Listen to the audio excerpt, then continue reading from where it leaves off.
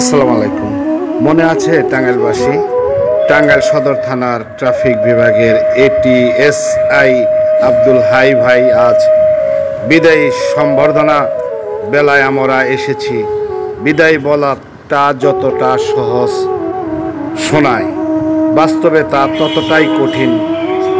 কিছু সম্পর্ক শেষ হয় না, শুধু আলাদা পথে হাঁটে। কিছু মানুষ বিদায় নিয়ে যায় না, তারা থেকে যায় স্মৃতির পাতায়। আজকে সেই আব্দুল হাইয়ের বিদায় সম্বর্ধনায় আমরাও এসেছিলাম তাকে বিদায় জানানো। আসলেই কত কষ্ট, কত বেদনাদায়ক। একটি মানুষ অনেক বছর চাকরি করেছে, আজকে টাঙ্গাইল থেকে সে বিদায় নিয়ে চলে যাচ্ছে। এই কষ্ট আসলেই আমাদের সকলের। আমরা দোয়া করি আব্দুল হাই যেন ভালো থাকে, সুস্থ থাকে, নিরাপদে থাকে, তার জন্য দোয়া রইল। আল্লাহ হাফেজ।